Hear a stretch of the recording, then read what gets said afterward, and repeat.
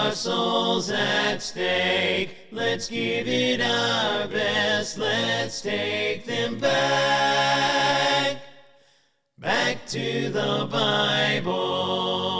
Welcome to Reaching the Lost Success Strategies. We have a first in our School of Evangelism.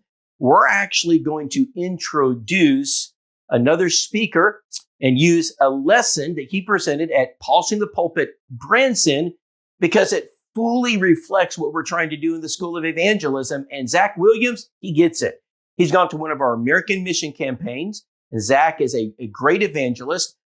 He spent some time at the Memphis School of Preaching, and then due to some circumstances back home, left early and went back to his home congregation in Nashville, Arkansas, the Sunset Church of Christ, and began preaching. Well, that congregation has gone from a church that just was struggling, and they could see the downward trajectory, to a congregation thriving and growing through congregational evangelism. Zach asked me, Rob, can we have a permission to, can I teach this to the church? Can I get access to the curriculum? I said, absolutely, Zach.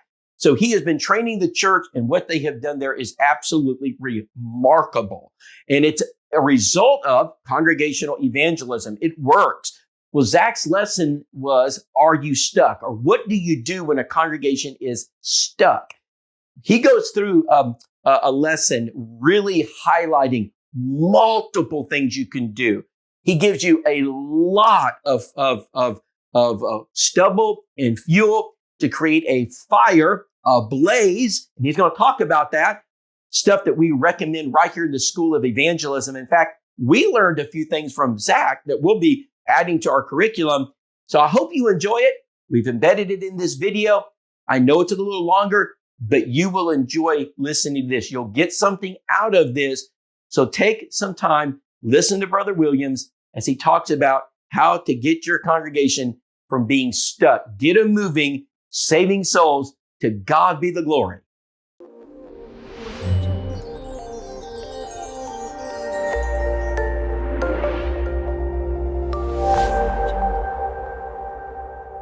In Jeremiah 20, the great prophet was fed up. He was tired and exhausted. He had spent all night long in the stocks for declaring the Word of God. Nobody ever listened to him, and he thought, I'm all alone, and I'm tired, and I'm useless, and nobody cares. God, I'm done. It's just not worth it anymore. And then in Jeremiah 20, verse 9, he boldly declared, I will not make mention of God nor speak anymore in His name. He said, God, I quit. I'm finished and I'm through.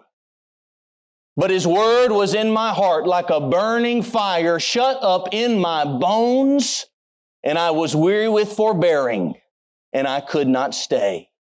He said, even though I tried to keep it in, I tried to hold it back, the Word of God was like a fire in my bones. Here's the question. Is your congregation stuck? Let's begin with a reality check, a self-assessment, a quick 10-question quiz to help you determine. Number 1, is your Sunday morning attendance drastically different from your Sunday night and Wednesday attendance? Number 2, do members immediately rush to the exits as soon as the closing prayer is said? Do you struggle to recruit volunteers for basic, easy jobs? Is there a functioning system in place for teaching and involving your new converts? Number 5, are elders' meetings reactive instead of proactive? Number 6, do your visitors receive any kind of follow-up after they visit for the first time? Number 7, are there more favorable conversations about the way things used to be than the way things currently are? Number 8, is it uncommon for somebody to respond to the invitation? Number 9, do visitors often come once but never come back? Number 10, have your attendance numbers decreased in the last 10 years. I would love to think that every single congregation represented here scored a perfect 10 out of 10 on that exam. But I don't think that's reality. And in fact, I know it's not just by the fact that you're here. And you wouldn't have attended the session that says, is your congregation stuck, if you didn't think your congregation was stuck. And so if you look around, obviously you're not alone. The sad reality is that many churches have mastered the art of looking alive without being alive. We look from the outside in and we see a building that's clean and the bulletin is attractive, the preaching is sound, the people are nice, but the fire has gone out. And just like the church at Laodicea, they're neither hot nor cold, and the Lord said, I will spew thee, I will vomit you out of my mouth. And the sad part is sometimes that can happen without anyone even noticing it's happening. Because fires rarely go out all at once. They don't just poof away. What does a fire do? It burns down. And when no fuel is added, it fades away from neglect. That can happen to our churches as well. When there's no new souls, no new studies, no new ideas, no new converts, no new fire, the fire can go out. But friends, here's the good news, and this is why we are here. Because it only takes one spark to change everything.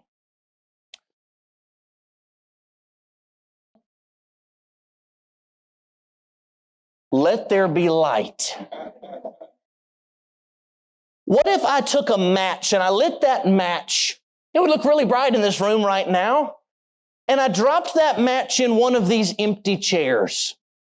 And that chair caught on fire, and then it caught the floor on fire, and then it caught the walls on fire, and then the ceiling. Tell me this, is it possible that one single match could burn this entire convention center down to the ground? Is that possible? So what's the point there? If you came here expecting a magic bullet to eliminate your problems and make your church attendance explode, I'm sorry, I can't give that to you. But what I can do is I can humbly share with you some ideas. I can give you some matches. And I can share with you some things that we've done that have worked for us. And I can humbly submit those to you as ideas that you might want to take home and implement for yourself. And if one person leaves this room with one new idea, and that idea results in the saving of a soul, then this entire lectureship was worth it.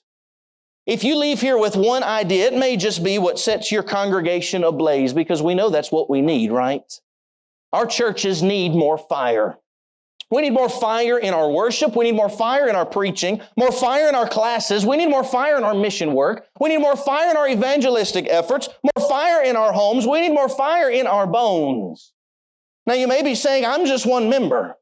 I'm not even the preacher. I'm not one of the elders. I'm not a deacon. What can I, as one member, do to set my congregation ablaze with the fire it so desperately needs? Are you ready?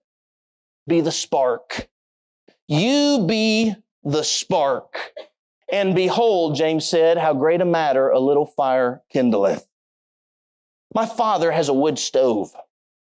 And he loads that wood stove up at night, and he builds a great fire, and it burns through the night, but it burns out during the day. And when he goes back to the stove the next night, the fire has gone out. The stove is cold to the touch. There's not a single light that you can see. But each night in the winter, he takes a poker and he digs around and he finds one glowing ember that's still lit.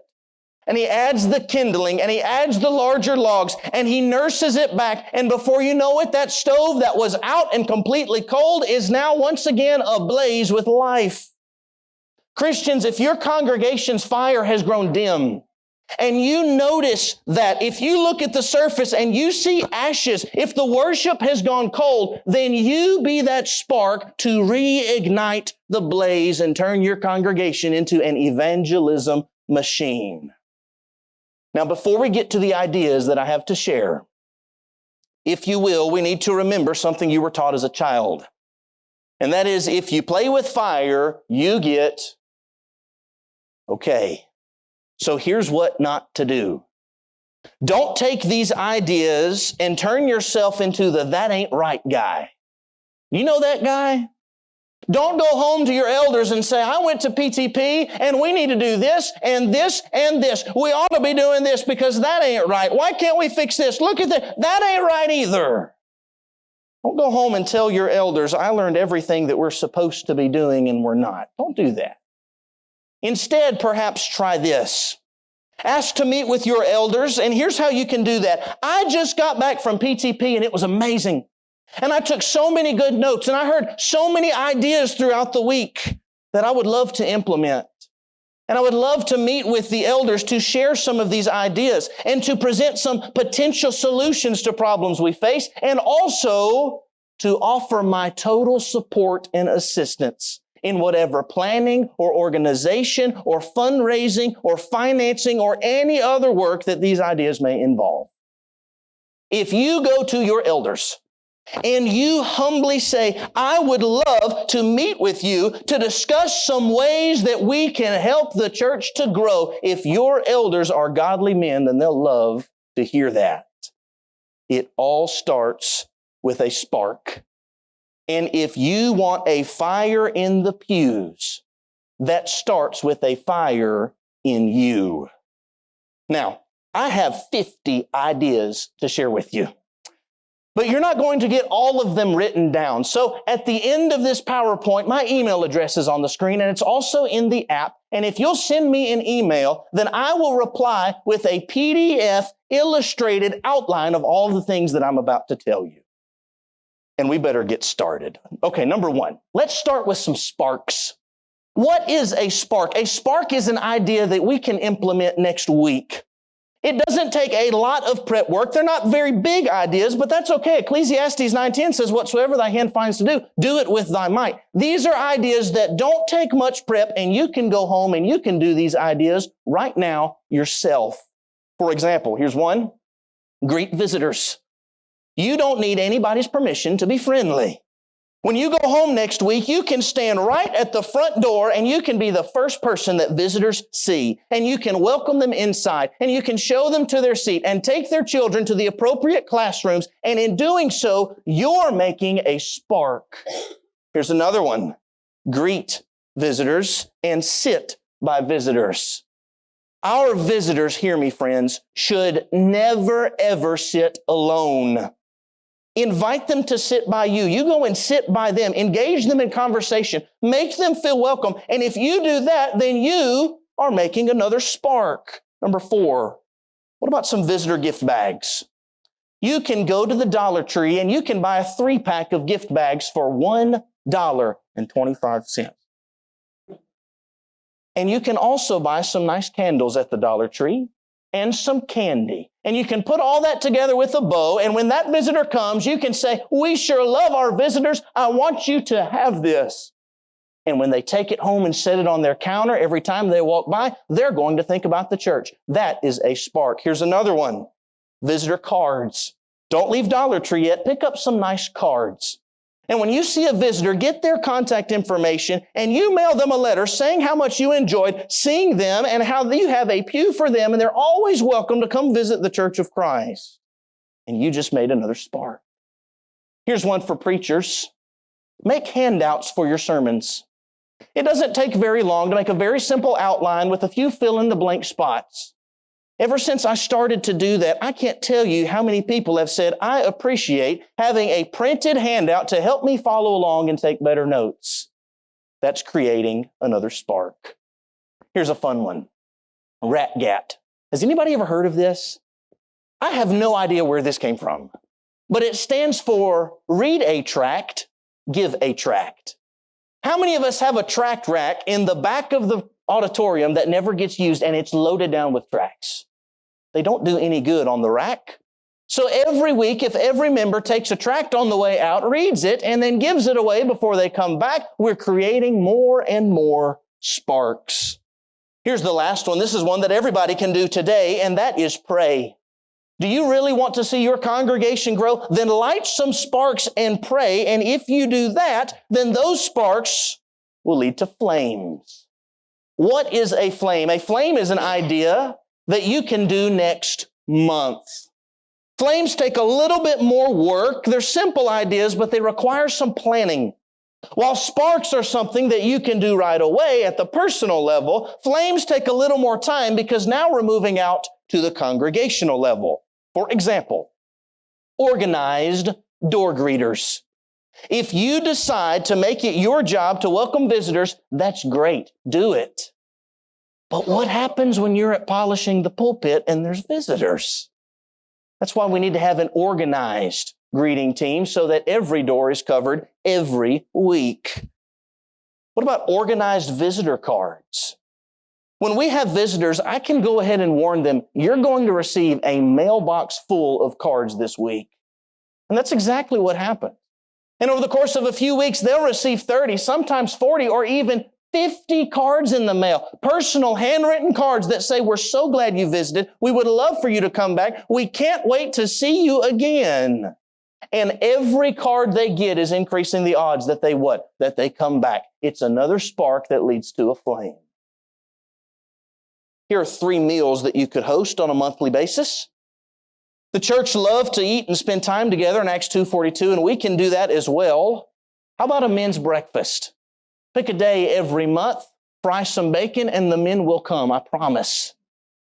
What about a ladies' breakfast? Do the same thing. Have a devotional. We started having seniors luncheon recently, and I love this one. We started doing this, and I can't tell you how many of our seniors told me that is their favorite day of the month.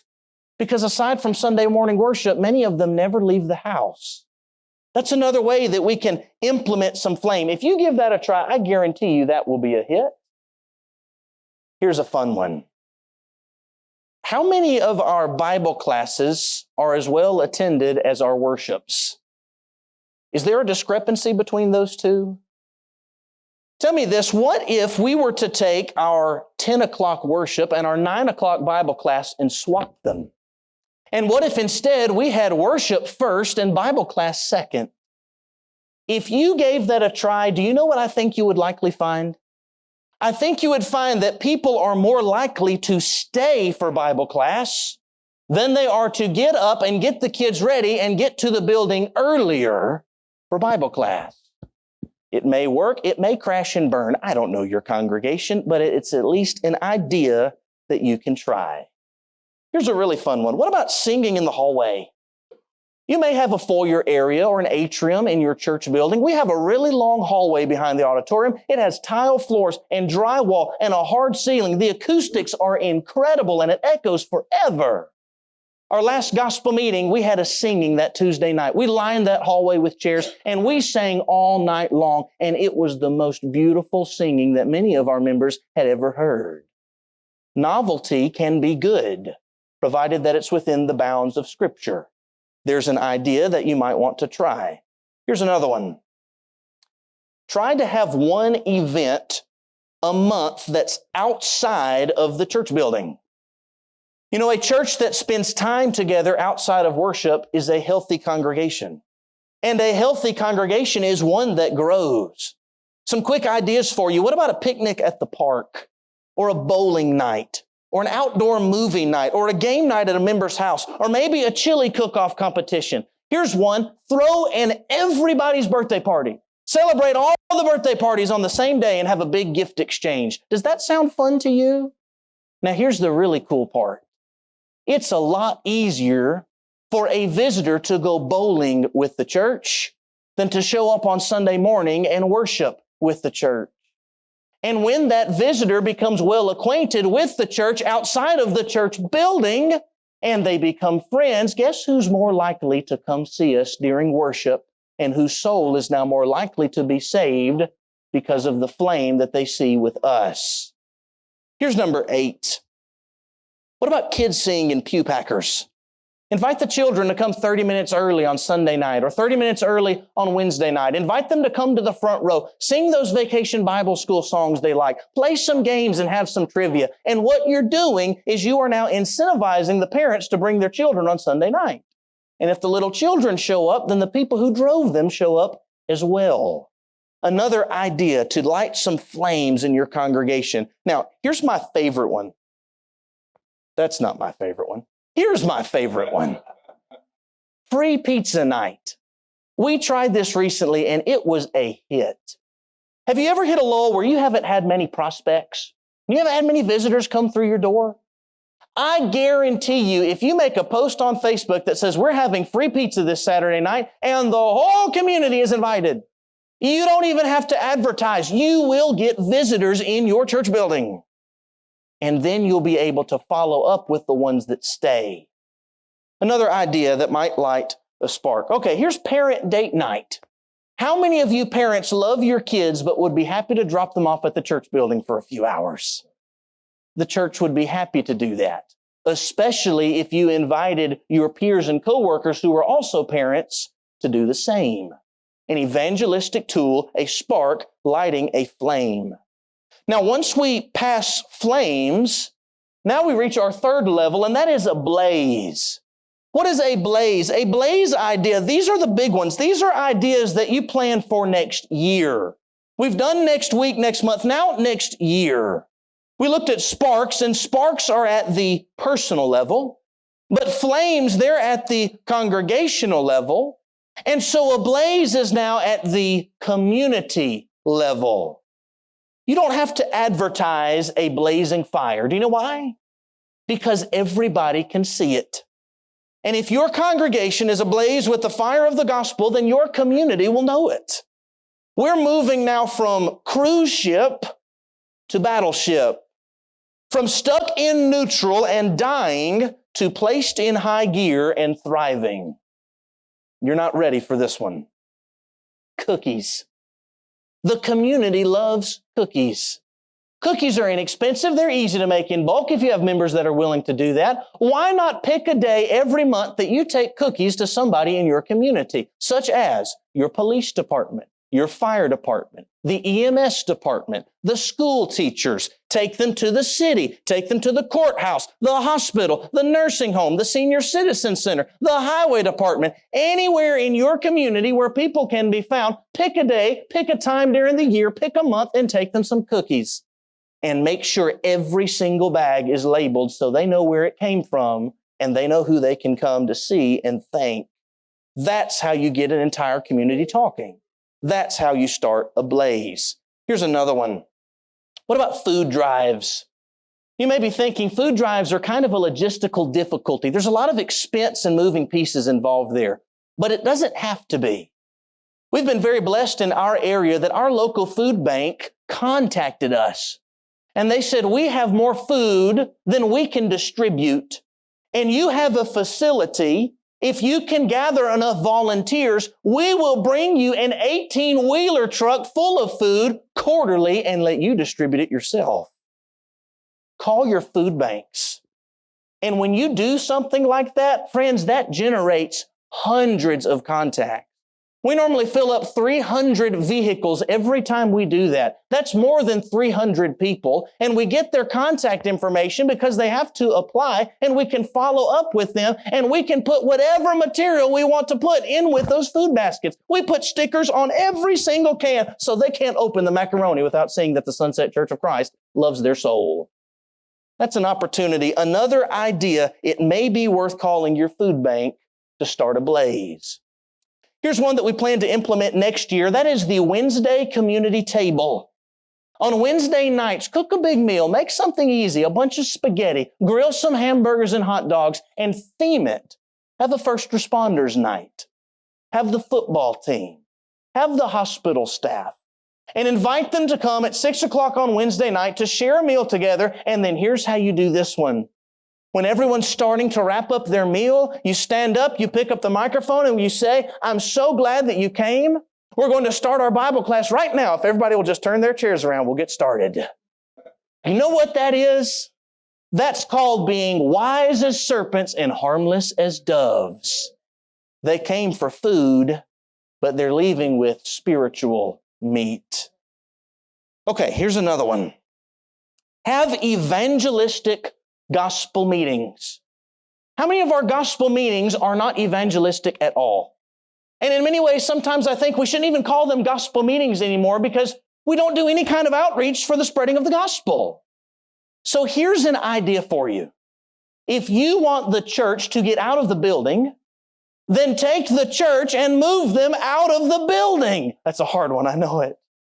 Have your gospel meeting one Tuesday night and have it at a neutral area in the community. Maybe you have to rent a place. Maybe you have a nice city park with a pavilion. Maybe your public school will let you use their auditorium. The denominations do it all the time. Why can't we? Do it somewhere neutral, somewhere in the public. Advertise it as a community meeting. Have free food provided. And before you do that, here's the key. Train your members.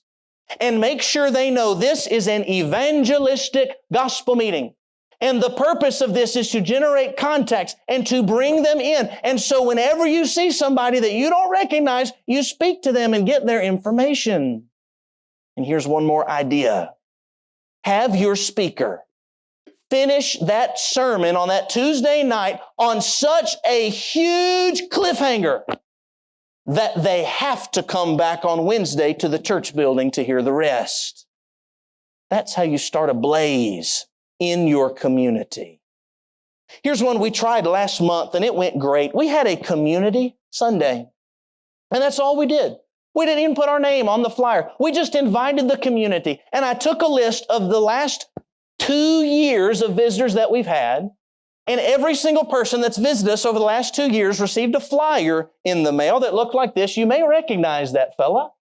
And we had on that one Sunday, after doing the advertising and doing the door knocking, we had 30 visitors show up because it was a community Sunday. Lunch was provided, and we had a good speaker. That's an idea that you might want to try. Maybe even replace one of your gospel meetings if you need to. Is your congregation stuck? Do you want to see a surge in attendance? If so, here's one final idea for you, and I saved this for last because it's actually my favorite. I went to my elders last year, and I said, I have a proposal. I would like to have potluck lunch every single Sunday in 2025. And I have really good elders because they didn't say no. And they said, how can we help? And so what we did was we took our theme for 2025. Our theme for 2025 this year is thriving and growing. And if you take the words thriving and growing, and you take the first letters, it actually spells T-A-G. That is tag. And so we put up a couple of these banners. One says thriving, one says growing. I think this is the growing one. And we put them up for everybody to see, and we divided the congregation into 4 different tag teams.